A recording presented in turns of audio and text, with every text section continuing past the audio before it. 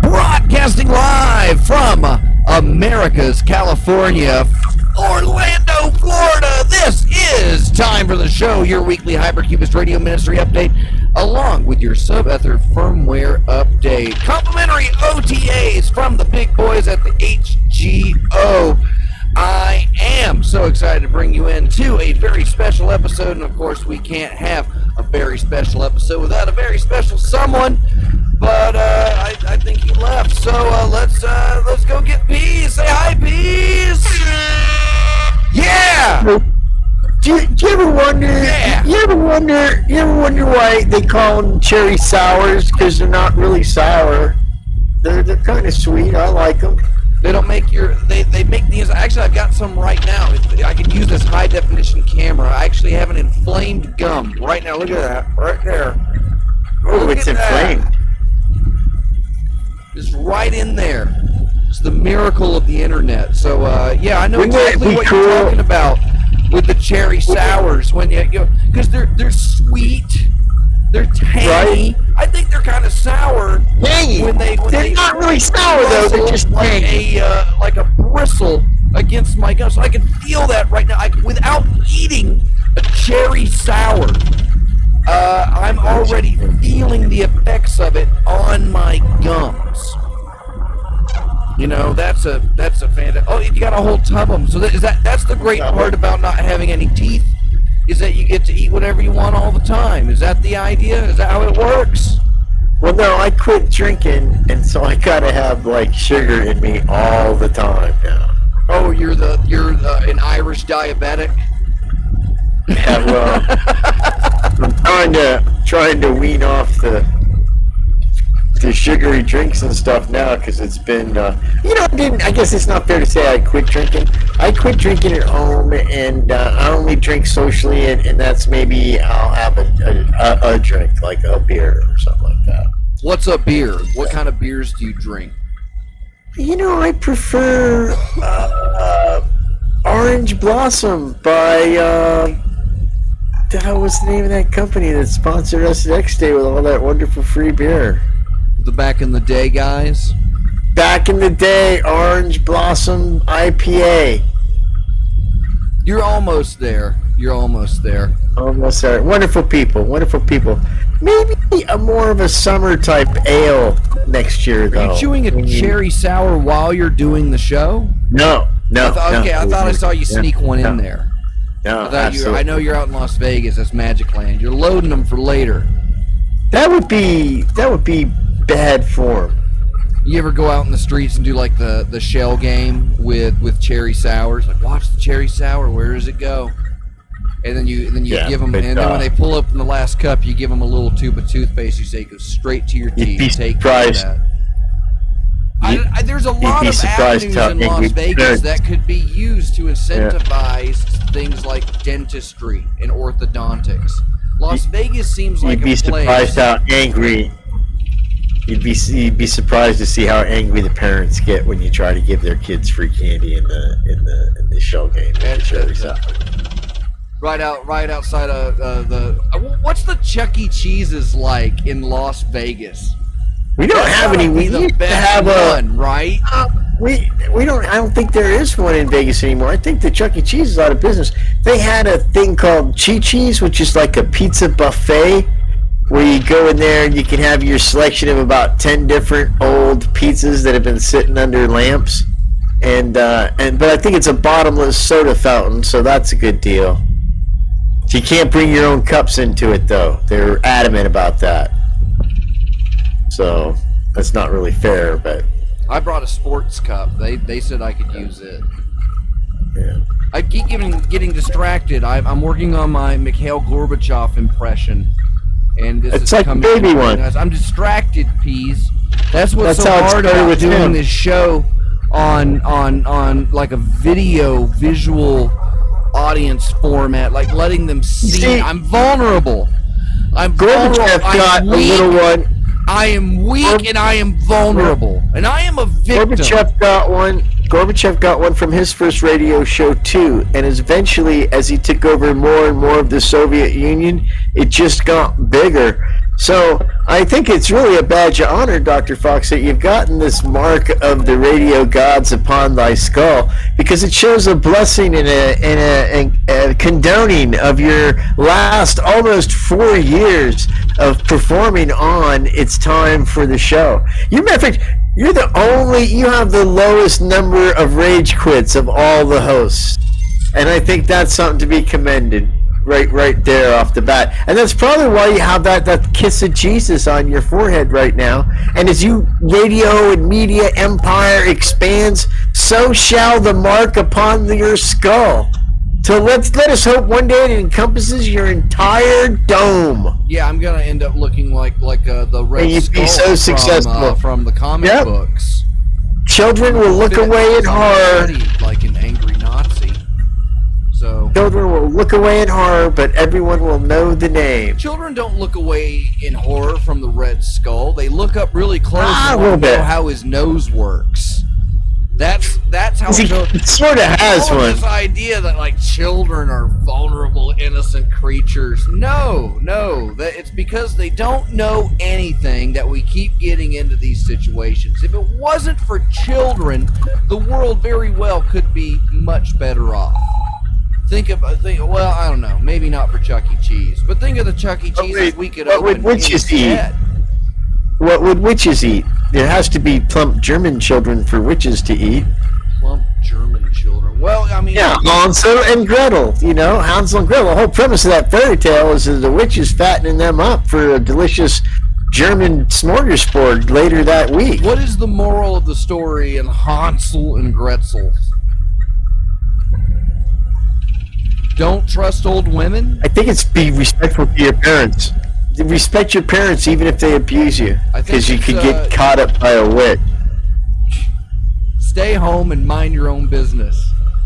Keep your mouth shut, especially when it comes to food. That's another way. Yeah, witches are out for fat kids. You think you got You're it gonna bad look with your chubby and your stepmother? lederhosen Wait there. till the witch gets you. Wait till the witch in the wood gets you and fattens you up for a big Christmas ham. You'll wish your stepmother was telling you to dust. I think it's to frighten off runaways. And to keep hobos out of the woods. Well, I mean, if a hobo finds a gingerbread house, Yeah, he don't want no truck with that. He right away his hobo instincts kick off. I'm hungry heard for some about this gingerbread before. cookie. Yep, I'm This hungry is a for some setup. gingerbread cookie. But this is a trap. I'm gonna get down on the rails and see if I can't find me some stew. Maybe there'll be barbecue and sweet tea in the reception area. barbecuing some sweet tea. Yeah. Is that what It's they're called doing? boil it. Yeah, that's what this was non-sweet. sweet. Sweet tea technically is just barbecued water. It's a taste infusion. I've definitely heard that about barbecue before. Bunch of pretentious jackasses. All right, let's see. You ready for which part of the show do you want to do? Wait a minute, Dr. Fox, don't tell me you don't like the Q. You Q? gotta like the Q. You're a good old Southern boy down there in the South. You gotta like your baby Q. You gotta have some Q, boy. The Q. The Q. The Q. The Q. Q. You don't like yourself some I pulled thought you were pork? making a Star Trek joke. I was lost. I didn't know. what Don't was tell going me you on. don't like brisket. You gotta like brisket. I mean, I could sit here. I don't know where we're gonna. Do you want to talk about the foods I do and don't like for the next 40 minutes? Because I am willing Alright, to do let's that. go I do do like food. Go to your favorite part of the show. Well, I was asking you. It sounded like your favorite part of the show was making fun of like the people where I come from. Like that's Indignant, Peas. Well, it was Indigenous Peoples Day. Is. It was. Well, that one works too. Let's do the other one. It was Cube Indigenous News. Peoples Day. It's Cube News. it's That's Indignant stated Peoples time of the Day. show. Yeah. And so, what did you do to celebrate Indignant Peoples Day today, Peas?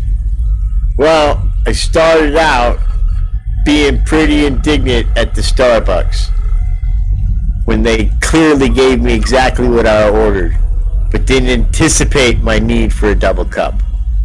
So, And the Starbucks, call for the manager. Is that your local casino tribe? Yeah. The Pokemonans. I see a joke there, but I'm not going to get into it because it's not funny. Well, you've heard of their Chief Pikachu. I'd like to very dignified. If you know what I'm saying. He's a very dignified man. Good friends. Met him in Columbus. Columbus? Yeah, Columbus, Ohio. Oh, I thought you were talking in Iowa. Nah. They might have one too. You know, there's very few states in this great land of ours that don't have a Columbus of something.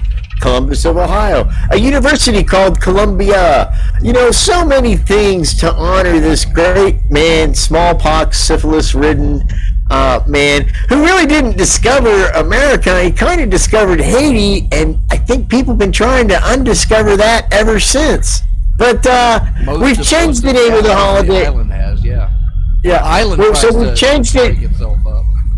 We've changed it to Indignant People Day, so that this is the day where you air your grievances. You air your grievances with the man, and this is. I think this is fair to everybody now.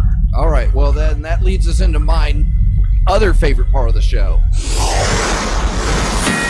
I really wish we had graphics for that. That would be great. Send money. Let's see what we got here. Dear show, it's the mailbag. That's the mailbag sound. Can you hear the mailbag sound? Man, this guy got in a lot of trouble. Song. We need like a mailbag theme song. So here we go. This week's letter comes to us from a viewer. Dear show, I hate Christoph Colombo. He is a racist monster who brought plagues and institutionalized discrimination on his free boat from the patriarchy.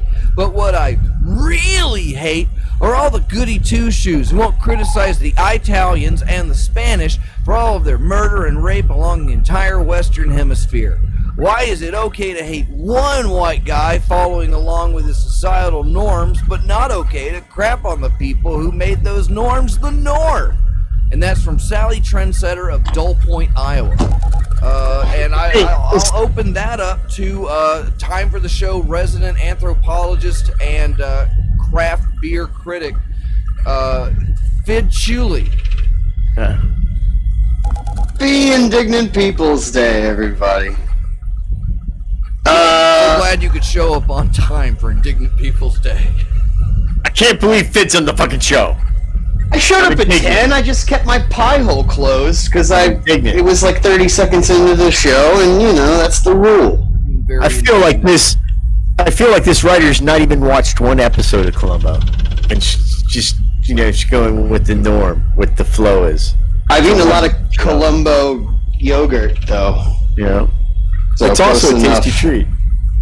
That was a great question by the viewer, and, I'm going to tease my answer by saying what I did to celebrate Indignant People's Day today.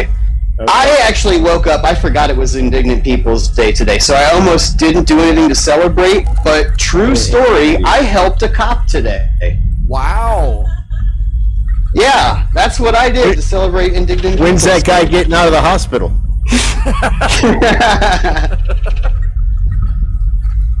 Yeah, so bike path intersects the street at a 90-degree angle, and at each entrance to the bike path from the street, they have these pylons that stand about 4 feet tall, and they're spaced about 4 feet apart. And it's just to keep motor vehicles from driving onto the bike path. But you can pull them up out of the ground. They're not stuck in there anyway, and that's for, you know, when the county needs to send a vehicle down or when the cops occasionally will want to pass through. So I'm walking towards the street on the bike path, approaching the entrance to the bike path where the pylons are standing. There's a cop on the other side who was driving my direction, got out of his car to pull the pylon out of the ground so he could get his cop car through. And I waved to him. I said, "Hey, buddy, you coming through the other side?" And he goes, "Yeah, I am." I said, "I gotcha." And I pulled the pylon up and I waved him through. And then he waved at me. And he was definitely not an indignant person. So in celebration of Indigenous Peoples Day today, I supported the police. That's super nice because a lot of indigenous people have a lot of encounters. Community to them. Yeah, a lot of indigenous you people literally moved a barrier for the police. Literally let them through. A lot of indigenous people have a very close and personal relationship with the police force, and so it's good that you were able to help that. He's probably going to help one of them right then and there. I'd like to think I facilitated the shooting of a troublemaker today. There you go. On Indignant Peoples today. I hope it was somebody really indignant, you know. I hope if you're lucky, it was an immigrant. Well, that ties in nicely with the viewer's question. Won't be on the news though.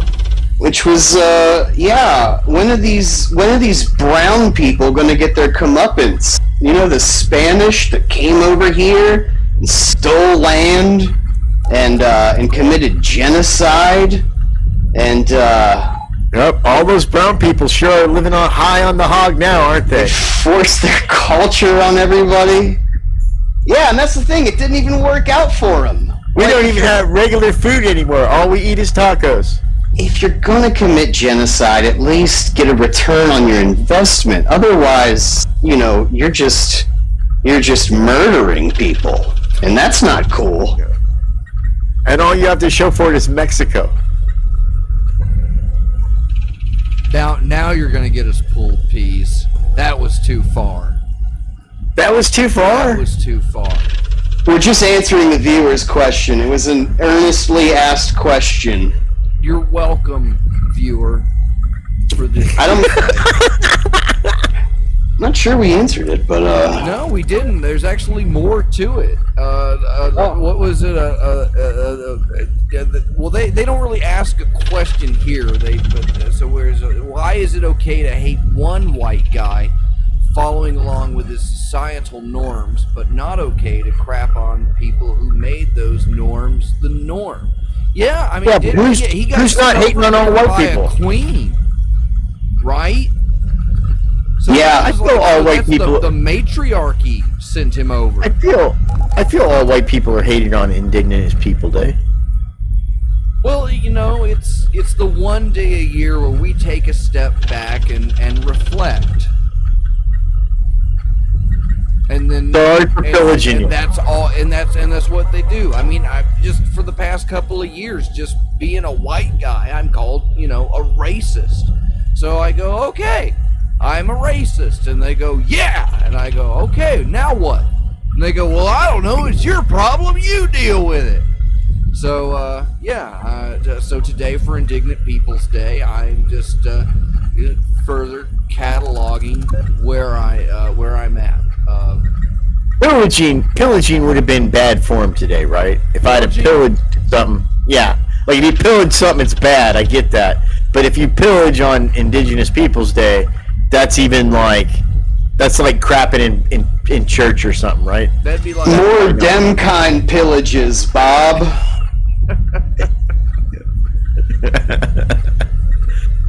Have you guys ever pillaged? I personally have never pillaged. Have you pillaged, folks? Dabbled pillaging, but I never got serious about it. I just minor in it. I didn't devote a whole semester.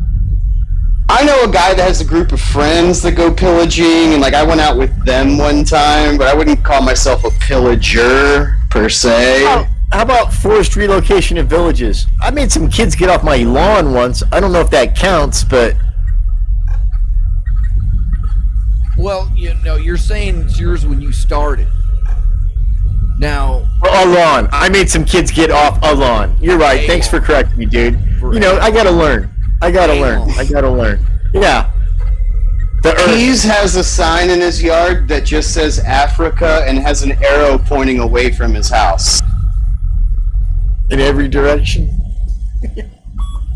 Well, if it was in every direction, then joke.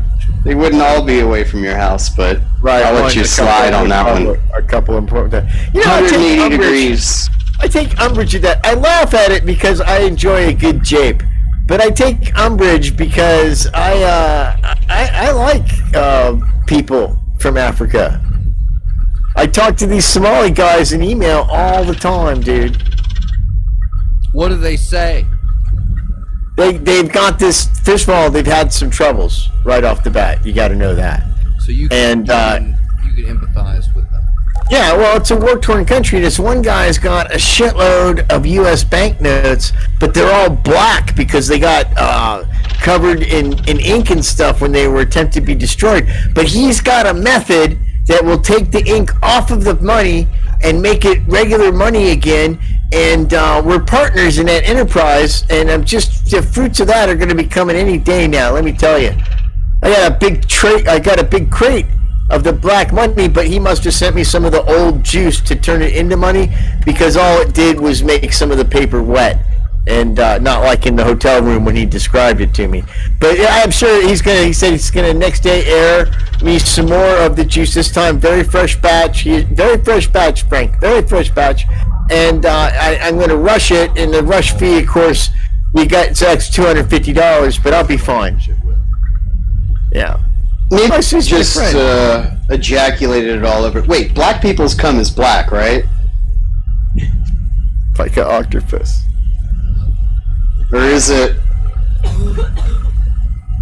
I mean, mine kind of matches my skin tone, so I didn't know if...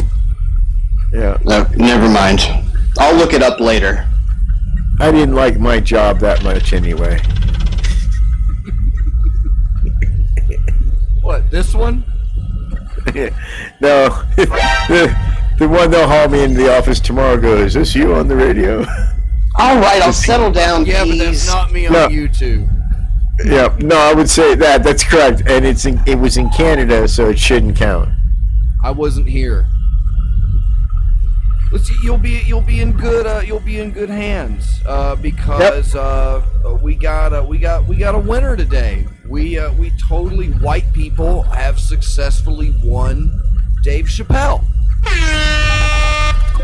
Congratulations! We did it, everybody. We got him.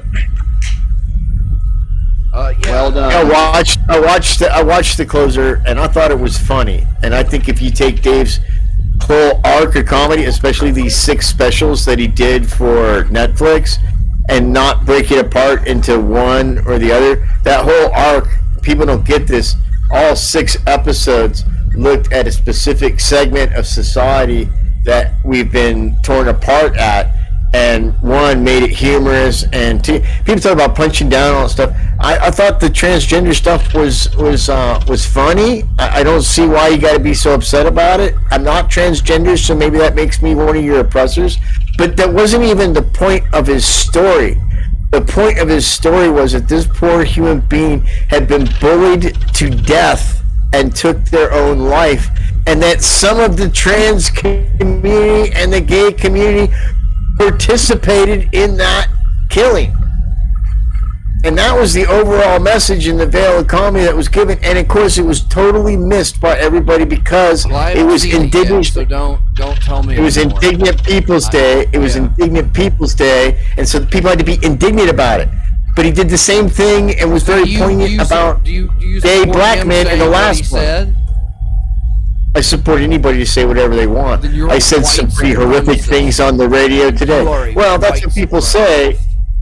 I prefer to be the term that I'm not gonna say. I'm not confirming it. I don't waste. Well, check this out. This is. Hey, how is that possible? How is that possible? Dave Chappelle is a billionaire. Okay, that makes him white. Yeah, makes him white. He's a billionaire. He sold out. Here's a quote. Too often in The Closer, which I haven't seen yet, it just sounds like Chappelle is using white privilege to excuse his own homophobia and transphobia. That was from NPR. That was from an article from today on Indignant People's Day on Chappelle. That Chappelle is using white privilege. Where'd you buy it? I sold him a little. I got a shitty YouTube channel with 300 subscribers. Woo! We did it, Pete. Start calling cocaine white privilege. Here's the worst thing about this all. People will say, because of my skin color and my age, then I'm not allowed to say that I thought Chappelle was funny, because I'm the whole reason that Chappelle left to begin with. Because white guys like me have always thought Chappelle was funny, and that's the problem. But when you phrase something like that, you're basically saying no one can have any opinion about this unless they're a trans person. And even the trans community is somewhat torn about what was said. I feel a lot of the message was lost. There was an outrage on this last episode when he talked about gay black men and the treatment that they get. Another big part of this show was about how he said, man, he wished that black people were able to throw off the shackles and get the freedoms that gay people got in like 50 years after 400 years. He says we should take notes from these guys because they white tracked it. The other thing he talked about is gay people using their white privilege and advantage to them. Yeah, they get to switch. And these are all important social issues, and they were all addressed through this Dave Chappelle's comedy. You know what it's going to be. It is his art. He is indeed an artist at doing this, and it's just sad that I can't voice it. I thought it was a great thing. I learned it's problematic. It upsets people because it's punching down. It's violence. It's violence. It's punching. It's literally punching. It's people. Literally, yeah. Well, here's the thing. It's nothing new. Not even specifically. I don't know what punching down. I don't even know what punching down means, dude. It's when you're unfairly making fun of somebody that can't come back at you because they're weaker or because they're of a lesser social status. You ever seen a transgender person not get their coffee order right? They know how to defend themselves. That's the problem. That's the problem. 2 points. Oh, was that punching down? Was that joke punching down? Yeah, because people that are oppressed, their voice isn't as loud as yours because you're white. So by making fun of an oppressed community, with Dave Chappelle. I agree with Dave Chappelle, though. Transgender people have more rights than black people in this country. Well, 2 points. First of all, it's nothing new. Black people don't have their own bathrooms. It's nothing new for stand-up comedy. Not anymore. It's nothing new for stand-up comedy to be the forum for social issues to be discussed because you have the veil of humor. Humor is kind of like the screen in between you and the lion on the TV that's going to keep the lion from killing you. We all are kind of like, the reason people went to zoos was because you got to see this vicious, wild, crazy fucking killing machine of an animal and get up close to it, but you were safe because there was bars. There was something protecting you from it, so you could get up close to it and be safe from it at the same time. Stand-up comedy has always served that purpose for social discussions, for things that are touchy subjects, because the humor is the steel bars in between you and that vicious animal that's an idea that you don't like. Now, the other thing is there's been this huge spike, you could imagine, in the word trans since Dave Chappelle's thing came out, trans community, the phrase trans community. And I never liked anything being called a community. Aren't individual trans people allowed to have their own opinions? No. About what it, or they all think they're all fucking robots? Okay, I get, now that seems kind of like racist to me, but I'm just white. You're racist for no, dude. You're getting it wrong. You're racist for thinking that trans people have individual thoughts and aren't all united in a common cause for the benefit of them all. That's what's make you racist, is not understanding that. See, treating them as individuals is what makes you a racist. Yeah. I identify as a transcendental person. So I guess I'm trans too. So you're actually racist against all humanity. You're racist against all humanity. I get that. The consciousness. You're against consciousness. I am. And that leads me into. That's why you are the guru of all gurus of hypercubism, because you've learned not to think way before any of us even knew that we don't think. More like the ew-ru. Ew. The guru of the guru. Yeah. Fid, do you think cherry sours is sour? That's what sent him running from Hypercube. He figured it all out. I don't think cherry sours is sour. Too much is better than not enough, but you better be ready for too much. Yeah, search on Redbubble for overpriced Super Sphere bath mats. Everybody. How many cherry sours do you think I could fit in my mouth?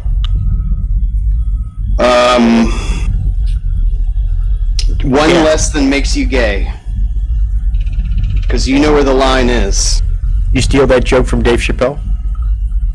Stole it from 80. That's appropriation. Oh, should we go to my other favorite part of the week? Let's do that one. My favorite part of the show is Reverend 80's Clean Joke of the Week. Brought to you by Uncle Reverend 80, who we yell at all the time because he's constantly coming up with jokes. And then we're like, oh, that was pretty good. Did you write that down? And he goes, no. And we're like, you write it down. Write it down. So to make sure that some of these are getting written down, I'm writing them down to ensure that this comedy legacy lives on. Another task dumped upon you by your cast of friends and misfits. That's the duty of the show. Bastard. That's the duty of the show. I thought of something funny. Let me tell Dr. Fox so he can do the work. That's how it goes. Writing material down. Making him come up with it.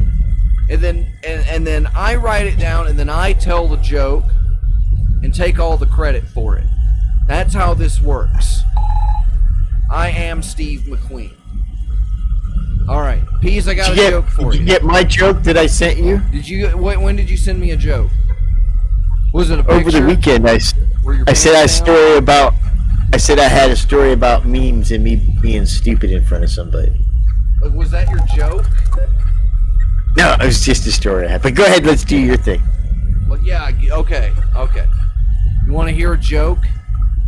Yeah, I do. Okay. I like jokes. What do you I wish I had a radio show I could listen to. I'm going to give you, the setup. And we're going to have, a dramatic pause. All right. And then we're going to have a punchline. Right. It'll be pretty good. That's what jokes are. Ready for a joke? Yep, here we go. Ready. What do you call a cannibal that eats coma patients? A vegetarian. Oh, the pause. I was thinking. I wasn't waiting You're not for the pause. supposed to be thinking, Pete. That's the entire point of the show. Which leads me into my other favorite part of the show. That was a good one. It's where I'm going to read stuff that I had to write down. Which camera am I on tonight? I don't know. Pease. There's stuff you in my gotta, book. There's stuff. Pease has to put a nickel in the think jar. He thought. He does. You need a nickel falling into a mason jar sound effect every time somebody thinks. So let's do our musical break. And I'll go get the jar and put the nickel in it. Are you ready for the musical break already? Yeah, of course. Look at what time it is. The time of the show is flying by on Indignant People's Day. I don't know, Pease. I don't know if you've earned it. Well, if I haven't earned it, it's more reason for me to have it. We should have done that with the joke. Then we should have taken a break on the joke. Do it over. We'll tell another joke when we come back. No, we'll tell the joke and then tell the punchline when we come back. All right. Use that same joke. Okay. The same joke? Yeah, sure. Okay. We'll tell the punchline and then give them the setup after the break. I think it's an even bigger tease. We do that in music. You know, you have A B C C B A A B C C B A A B B B C C C C B A. Nobody's interested in your genome sequence, okay? That's a good reference, Fid. Not really. It wasn't funny. It was just smart. We'll be right back.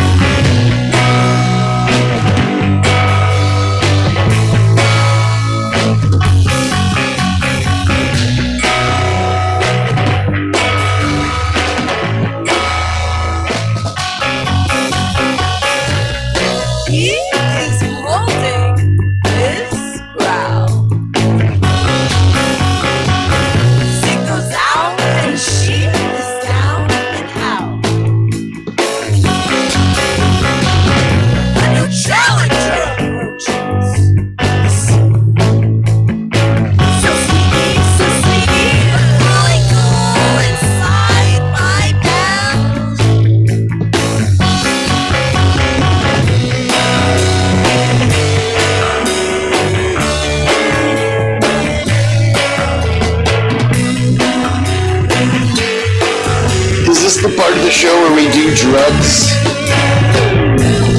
We do illegal drugs.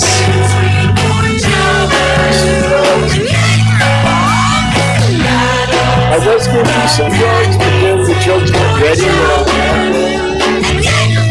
I'm doing illegal drugs right now. Illegally. I was hoping there'd be barbecue and sweet tea out there in the reception area, but they would. Peas. Sweet tea is actually just barbecued water. Is one of the favorite things. You're actually my shorter this for the next 24 hours. Just that one. That was pretty good. That was a good one. That was a good one. Barbecued water. Yeah. Barbecue. You're listening to Time for the Show, a production of Hypercube Laboratory. Find out more at www.hypercubego.com. Yeah, let's have all those recent weekly shout-outs like Subject, Kane, Bob, South, Caller 23, Dr. Cosmac, Michael Martin, Houselog, Scalpod, Clemson, Nord, Hazel, Lord, Long Dead, Negative Night. The show is brought to you by Packslack.com, a website to buy things like eccentric goods from eccentric people. Get your fun novelty items crafted by insane subgeniuses mailed to you at Packslack.com. You can call the soaps. Fucking soaps, yo! It is time for the show.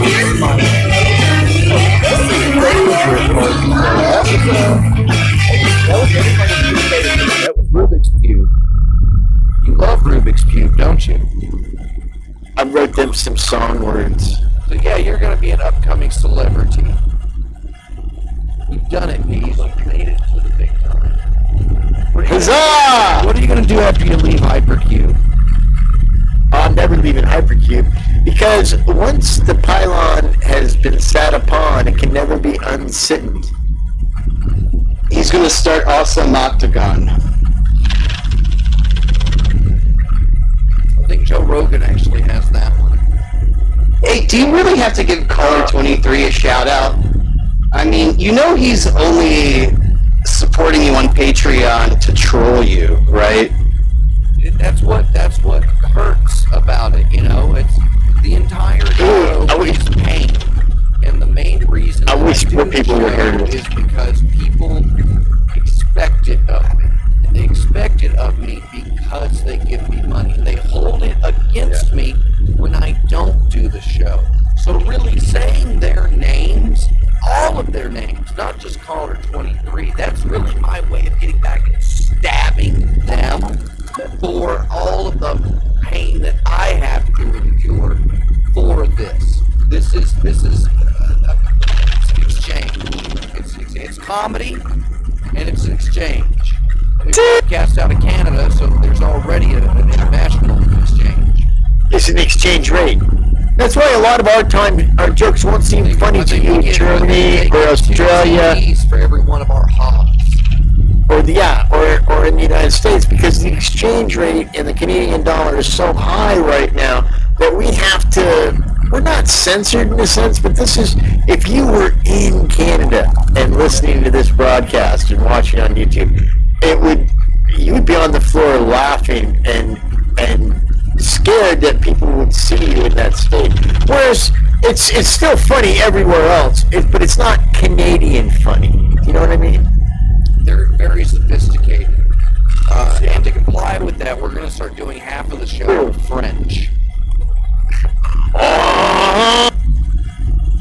I'll just do the show over the air. How's that? My rifles, he was cute. That's the joke. Remember that one? Don't think isn't just a catchy slogan. It's a process, a system. It will ring through just about anyone's head every time some trivial brain fart resonates in their cranium. Remember, they hear from a soothing, disembodied voice, not much unlike their own. Don't think. Caught another one. They rejoice choice. It's nearly impossible to prevent thoughts from appearing due to thousands of prior generations utilizing them to artificially progress. The human brain did not naturally retard human evolution, despite the claims of countless so-called experts and authorities. So pull the piano wire tighter. Go by the gut. Formal education is a deception, a tool by the conspiracy. Several planetary superpowers already utilize thought suppression techniques to maintain dominance and superiority. Places like China, Laos, Vietnam, San Francisco, all psychic manipulators implementing the latest high-tech wizardry to subdue the population. So free yourself from the burden of not knowing what to do and don't think. That's what it's about. I went with planetary. I thought that was the best way to go, because when it comes to the flat earth debate, I'm not taking sides. My wife wrote that. Oh, that was a good one. Yeah. If you don't think, you can't be brainwashed. That's the point. If you don't think, But the you problem can't be with that joke is brainwashed. it's the thinker. You can already see how the evil, dark side of psychoustics operations work. And when you have a foot, like a clawed foot, just a bunch of tentacles on the ends of your toes, weaving through the psychic mesh around this planet in any shape it might be. Look at Hong Kong. China has don't think down to well, I'd say a T, but I don't think they have those in China. It's probably one of those little boxy letters that looks like a pagoda. Little bent over house to win. One of those. They got it down to one of those. One pagoda. One tiny pagoda. China's got it down. And they moved in where people were screaming, hey, please don't let them do this to us. And now all of a sudden, nothing. So, yeah, just you know, I'm the responsible one. I'm the nice guy. I'm the one that's not telling you to don't think. You know, I'm only reminding you that it's an option. I'm not telling You're saying you to do it. roof your pagodas and thatch your hutches. Roof your pagoda and thatch your hutches. How many pagodas does it take to fill a hutch? That's how. Well, I'm just saying that's how they say it in China. They're like, you know, you don't say cross your eyes and dot your T's. You say roof your pagodas and thatch your hutches. That's your hutch. Yeah, that's how they know to take extra care with stuff. Because they don't Thatch your think, hutch. dude. Does it make sense? Because they don't think. They Don't don't call me think. like that's my hutch. Yeah. Yeah. And then she said, that's not my husband, it's my hutch thatching. Jake Oh wait, Giles I did it backwards, right? It's supposed to be her husband. I meant to do that. For the record. Show these, please. Why did Quasimodo never get a thatch job? Because he took his hutch back. I think he wanted to wear that. He was misunderstood. Yeah, I think Aladdin got reincarnated as Quasimodo for those nasty things he said when he was masturbating on Jasmine's porch. They did that on SNL. They did it really good. Shit. Kim Kardashian. It's real poignant. Jimmy Fallon with Aladdin. Yeah. No, that new funny guy, the kid with looks like he's got heroin abuse with the dark New circles on funny his guy eyes. on Saturday Night Live. Yeah, he's not very funny. Well, he I did was a about movie. to say, because at first you could say the funny King of guy. Staten Island.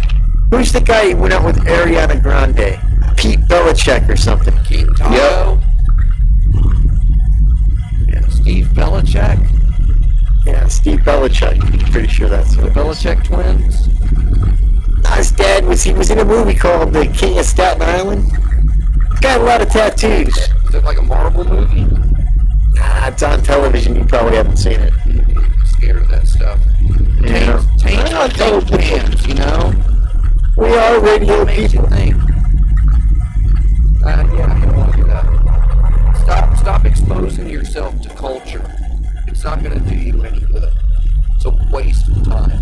Box yourself in. Hypercube. Look at Dave Chappelle. What is a box but just, a smaller... Actually, just stay plugged into Facebook so that you know what to be outraged about next. Because many times before I had a Facebook account and a presence on Facebook, I was never sure what I should be outraged about. One of the great boons of my life, and I try to get Fid. I try to get Fid to join Facebook just so that he knows what he can fucking rebel and be outraged by every morning. I wake up and immediately I know what I'm outraged by. And that's a great thing, and I feel like we're just not utilizing it correctly. Well, what made you rage today, Pete, on Indignant People's Day?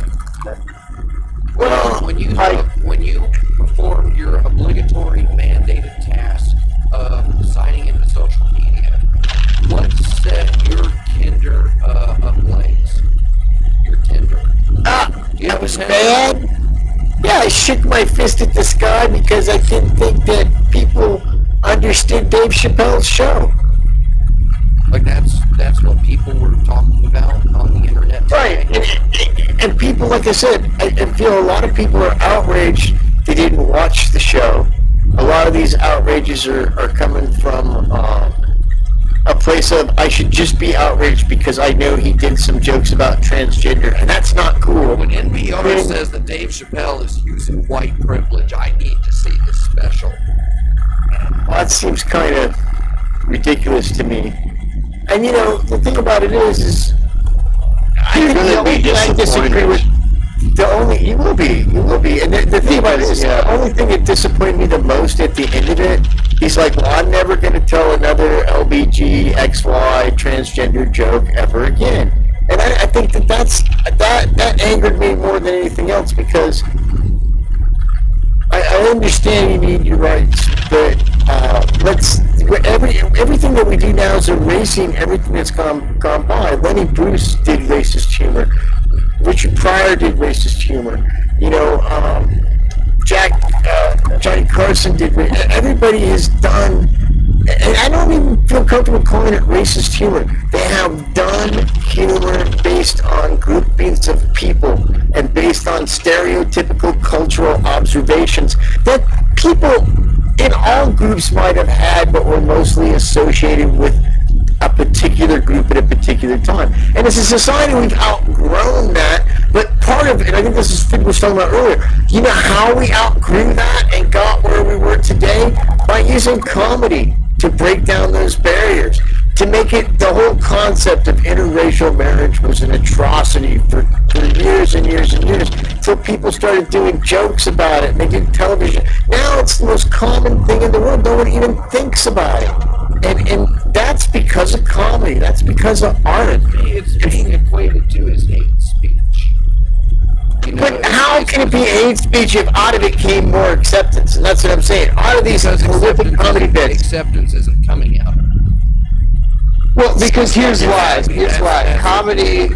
How is that not true? How is that true? 40 years ago, 50 years ago, you could not be openly transgender, okay? Now, not only are you accepted as a transgender, you're embraced as it. You were black. Now, you can, though. Part of it was because they said, that black guy's funny, let's let more of them guys in the bar. The thing is, you have to take a more complicated understanding of it. It's like comedy is kind of like society's alcohol. People have been using alcohol at get-togethers and social events for thousands and thousands of fucking years because it loosens you up and it makes you more sociable and it releases inhibitions and things like that. And comedy kind of does that when it comes to ideas that are hard to talk about. It gives you it gives you a lube. But just like with alcohol, there are angry drunks. There are sad drunks. Sure. There are people that, like, the alcohol doesn't have the effect that, in general, over the course of the last several thousand years of humanity, where it has been used as a social lubricant across all cultures around the world. since the fucking Stone Age. But you do have these incidents of people that are bad drunks and they just shouldn't drink because they always turn into assholes or they always cry or something fucked up like that, right? So, yes, in society, you're going to have both effects. You're going to have the thing that we've had going this entire time with humor, whether it's stand-up comedy or satire presented in any medium, whatever it is, where it gives us a safe way to engage ideas that are otherwise uncomfortable, just like alcohol does that when it comes to loosening inhibitions. But at the same time, you're going to have the bad drunks, and you're always going to have those. But the thing is, we shouldn't let that fucking ruin it for everybody else. It's the worst sin of all is when a small group of people ruin a good thing for everyone else. And comedy is the last place, humor in general is the last place that should be subject to that. It should be our refuge to get away from all that. That should be the safe space. We shouldn't be treating the words of comedians the way that we're treating somebody who's running for the Senate. We should hold them to different standards, and in fact, that should be the last fucking safe base, to appropriate a term, for being able to openly talk about ideas that we find that we have some tension around as a society. And if we're attacking that, we're going to have nowhere else to go. That's it. That's like when somebody takes out your bomb shelter before they take out your house. You can't hold up, and the whole point of having the bomb shelter was that you get the fuck out of the house where you were exposed. So it's dangerous. But again, it is a little bit more complicated than just one or the other. It still is both at the time. There's But a lot of different sides to it. You know, comedy's also a social barometer. You know, and for as long as there's been like live recordings to go back and go over for just the broadcast history, the controversy ranging from the topics that are being said to the language being used, and there's been some concessions in free speech over the past couple of years, down to the point that you can't express this idea if it uses any of this language. You cannot broadcast that. You'll have it has to at minimum be censored. And where comedy should really reflect where we are, which something like I haven't seen the new Chappelle thing, but like the last one, and like a lot of other very recent stand-up specials, you know, it's a reflection of where we are. And the reaction that comedy has been getting for the past 10 to 15 years is depressing, because the entire, I'm saying they, I don't like that, but the conspiracy is showing people that comedy is dangerous, and they've bought into it. That making a joke is the same as making a racist statement or a hateful sentiment. There's no differentiation between the two. And I kind of like your alcohol comparison there, but it's also, you know, you can dole some of that alcohol out. You know, it's comedy is a tool, and in the hands of certain people, it can be used to subvert people. You know? yeah, to your point, it's not that these ideas haven't always been around. It's that when you go to the party, it's usually the one guy that's the bad drunk. But we're living in a society now where the bad drunks outnumber the people that are just having a good time. It's the same alcohol. Sure. It's not the alcohol. They don't understand how to use it as a tool, and they don't understand the effects of it when they use it. That's definitely a large part of that. We've seen that in the subgenius community, which that's a fun word to say. The subgenius community. We've seen that just recently, where people are egging on each other. And they're just fucking with each other.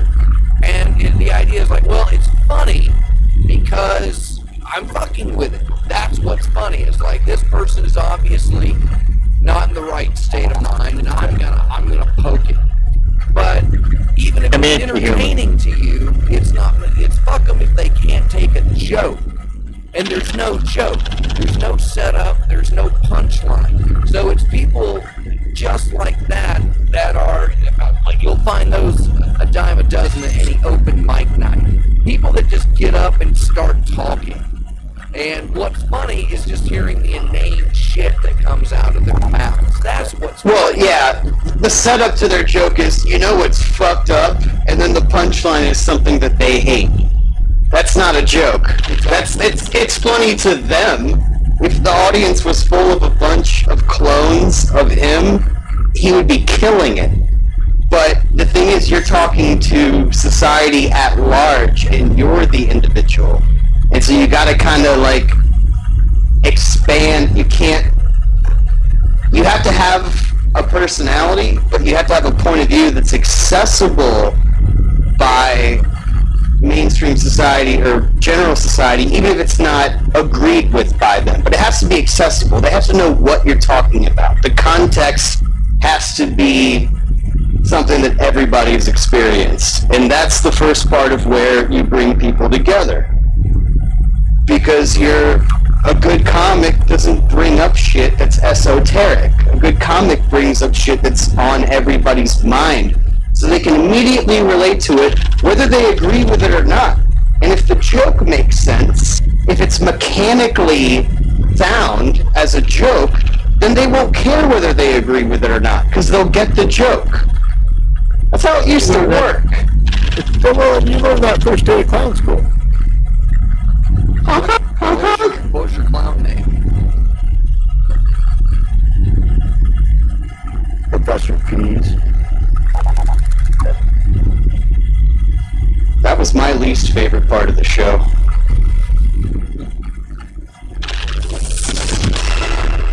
Well, it's time for my favorite. It's where Pease apologizes. Pease, tell the kids at home why you're sorry this week. Oh, I'm sorry about this big old bag of trick-or-treat candy from my neighbors next door so they don't rob me, because I keep eating it, and I'm worried by the time Thanksgiving comes, it's just going to be filled with empty wrappers and shit. I'll still give it to them, but I'll probably be sorry. Well, kids, I'm sorry that the show was so hilarious and funny tonight. I know you expect a more somber and serious show, but that wasn't tonight's. We were filled with all kinds of bits and skits and pratfalls and wackadoos and shenanigans. Man, I wish we could start all over and do the show all over again. Bits, skits, and tits. Nobody rides for free. Nobody laughs for free. Sorry, Alright, through my sticker apologies. available at Hypercube. Like making commercials for unforeseen bumper stickers during the apologies, but nonetheless, I'm sorry Dr. Felix's was assailed with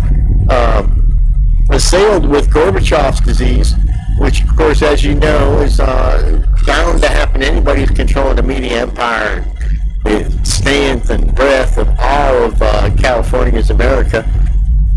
We're here at the last part of the show, and I'm a little spun up from the candy.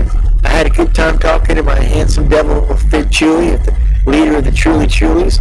And of course, as always, it's wonderful to be in the presence of my good friend, Dr. Argus Q. Fox, not an Esquire. And that, kids, is our show. And this was a wonderful Indigenous Peoples Day. And I would just encourage you all to go watch an episode of Columbo and tell me if you just don't think it's the most delightful show you've ever seen. All right, sounds good. Finn, you got anything for the kids? Always, kids, don't do any drugs that I wouldn't do. That could be your wanna- catchphrase. Finn, you want to hang out for a little bit on Free Think and talk a little bit more about comedy? I'm in, buddy. All right, well, Pease will let you go get your din supper times. And I'll remind everybody.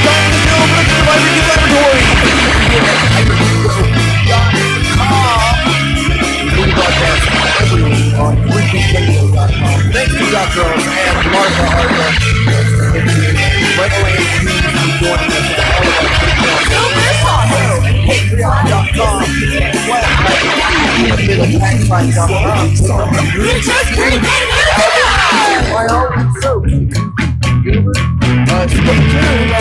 Radio for Dr. Fox's Chopping Block.